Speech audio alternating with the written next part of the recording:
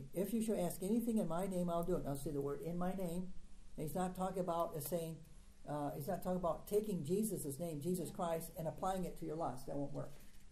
Okay, when he says in my name, he's talking about kingdom. Okay, whatever you ask as you're in my kingdom, okay, you're perpetually, okay, because you're perpetually working with me now by faith, okay, these things will come to you. Okay, I will grant you these things. Everything that you ask. If you ask anything in my name, I'll do it. Now verse 15 begins with the thought. If you love me, now the loving has to do with his name, and that's again has to do with the expression of this knowledge. Charity is an expression of knowledge. Okay, when he says loving me, he's not talking about as concerning the human passion.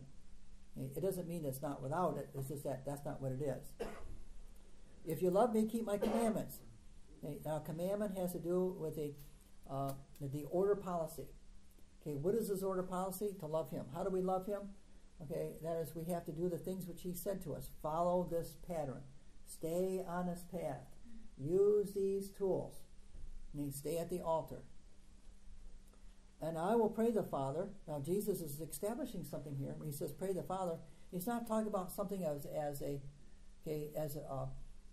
something of a passive passion. He's not saying something like that. He's giving us insight, okay, concerning, you see this tether here? Prayer, preaching, prophecy, government, truth, spirit, okay, gifts, callings, and grace of God. You can see, as Jesus is speaking, he's speaking of all these things, which we're working with now. This is the love of God. I will pray the Father, and he shall give you another comforter. Now, see the perpetualness now. Now, this comforter which I give to you, okay, is an engrafting of my spirit, okay, which is going to work with you forever. Okay, that he may abide with you forever. So you might want to highlight the word forever there. I'm going to highlight the word forever. It speaks to that perpetualness again. That's the perpetualness again, right? Forever. Okay. All right, forever. Now the comforter. Now, why does he call it a comforter? Okay, reason why he calls it a comforter is because it's going to arrest the agitation that exists within the conscience and in the soul. It's going to arrest it. Okay, a comforter would be like another example of that. Okay, the lake is agitated by the wind. Okay, but I can keep the lake from being agitated. I can keep it from being agitated by the wind by doing one thing. Okay, turning the water into ice. Okay, now if I turn the water into ice, the wind can't agitate it any longer. That's what the comforter does. See, the comforter provides a shell or of arresting. Okay, whereas it will not be agitated, okay, by external forces. Mm-hmm. Okay, external forces as the wind. It works upon the soul. That works upon the soul. That wants to frustrate it and keep it to death. Mm-hmm. Death cannot touch this work. Yeah. So, okay. Or no prevail. Right. Circumstances will agitate the soul, but then when your mind is upon the things of Christ, then He erases that. That's right. And peace, we get the peace and rest of God. That's right. That's what Paul said. It's not that you are totally from the agitation. Mm-hmm. That's right. Even Jesus was troubled. Yes. Okay, when he felt the presence of the devil, he was troubled. He could feel that. He could feel the force, if you will. We talked about that before, concerning the. We read that in the other chapter. In fact, it's this right. There's a chapter over here, chapter 13. Now, when Jesus had thus said, he was troubled. Okay. Now that was the agitation. Okay, but the agitation was he was disturbed because he felt something, and you see that in verse 21. And what was he disturbed? After the sop, Satan entered into him. Judas Iscariot. See, Jesus, being God, knew the presence of the Spirit. Okay? Now you can feel the presence of that Spirit, okay? Because that Spirit also exhibits these things, okay? Doubting. Okay? And they began asking questions, and he said, "Who is it?" Judas Iscariot. You see what happened here? You know, it's interesting how he said doubt has to do with abandonment. But when that Spirit is present, it's not that you can't identify it, and then a lot of times they take it to the point of, well, now I don't have any faith in God, but it's just the identification of that presence. And, right, To abandon would just mean to totally cast off everything and then walk away. so Jesus, even though he felt the presence of that Spirit, right, he did not abandon his faith. His faith is still present. Amen. That's just discernment. Yeah, that's overcoming. All right, okay, overcoming, yeah. We focus on him. Right, yeah. And Jesus did not focus on the trouble, okay, but he was discerning of what was disturbing the force here, if you will. I'm just using that as an analogy because you go back to Star Trek or Star Wars, okay, where Darth Vader felt the disturbance in the force. He called it disturbance when he felt only Obi-Wan Kenobi, okay, when he was present.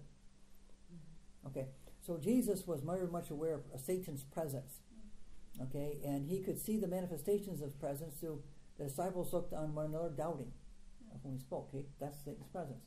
Okay, why? What if? And then finally, I reject. I refuse. Right. So Judas Iscariot went out of his presence, and he betrayed Jesus.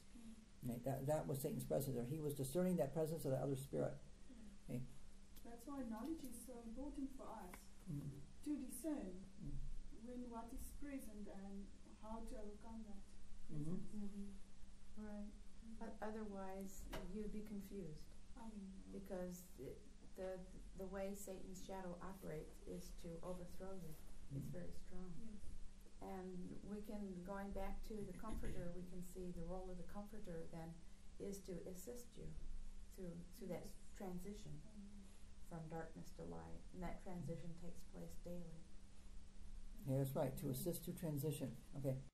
If it wasn't for the comforter to assist us within this transition, like I said, we go into a state of madness. So he takes us from point A. So the person upon his conversion will get from this point to this point over here, okay, with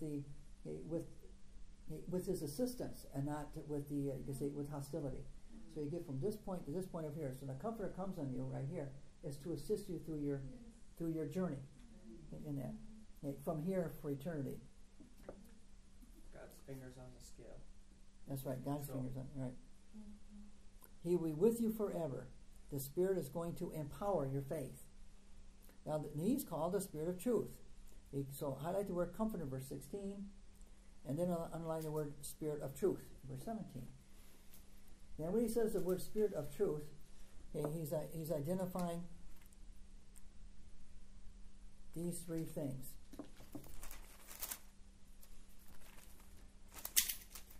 Okay, in chapter 16, verse 7. Okay, if I go not away, the Comforter will not come unto you. But if I depart, I will send him unto you. Now look what he's going to do. Now when the Comforter comes, when he has come, he will do this. He reproved the world of sin and of righteousness and of judgment. Okay, so we can see, and this is what that's why it's called the Spirit of truth. Okay, truth are facts which are consistent with God's character, purpose, and plan. Okay, so let's see what happens. Okay, so when he has come, he removed the world of sin, okay, righteousness, and of judgment. Now he's going to explain what he said here. Of sin. Where are you at? I'm in chapter 16. I just jumped from chapter 14, verse 16, to chapter 16, okay, verse 7, right.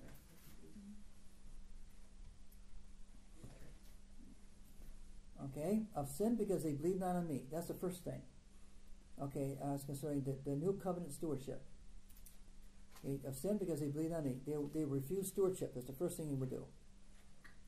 The next thing he says, the Comforter, okay, will also help you in discerning this. The Spirit of truth will help you discern this. Of righteousness, because I go to my Father and see no more, which means for I have now an invisible priesthood.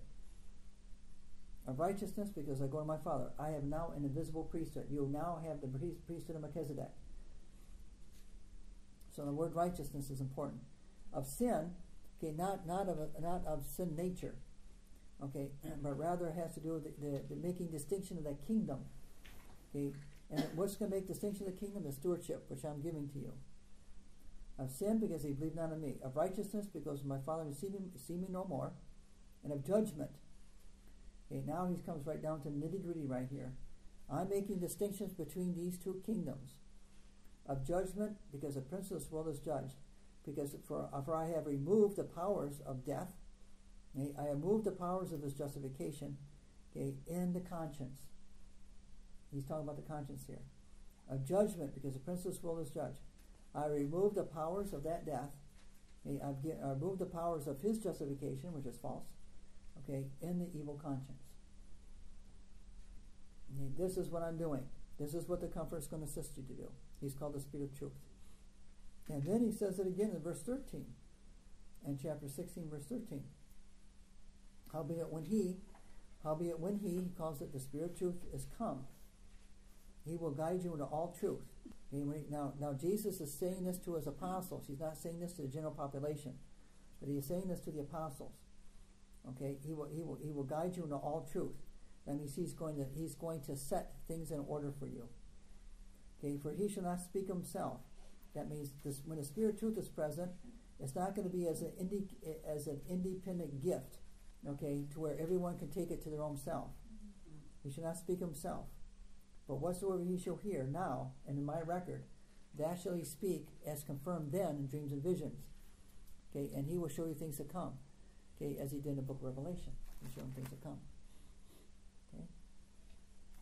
So the Comforter has an activity of sustainment. Now this is the same thing we see in the beginning of the epistle of John, the Gospel of John. Okay, in the beginning was the Word was with God, and the Word was God. Now what he brought out here in the beginning, the Apostle John, what he brought out in the beginning, he's helping us to understand something. Okay, in the beginning, which is in the bosom of the Father, this is where the plan of God originated. In the beginning was the Word. Okay, the knowledge was set within the bosom of God. Jesus is this new knowledge. That's why it's called the Word. He's new knowledge. Okay. Now the Word was with God. Okay, where it originated, it was now initiated. It was there, but now it's in this dimension. The Word was with God. So it was there, but now it's here. The knowledge which is sealed in God's bosom, the mystery, is now being unfolded and disclosed now, here. Okay, this was with Jesus on earth. Okay, and the Word was with God, and the Word was God. The knowledge was of himself. The knowledge was himself, not Moses. Okay, the knowledge of himself. Not gold, silver, and precious stones of the world. Okay, not the cattle. Okay, not the sheep, not the goats, not the altar, not Moses. Okay, the Word was God. The knowledge is the eternal one. Okay, this is a sustaining factor. So it originated in the bosom. It was initiated by the Son. It's sustained by the Holy Ghost.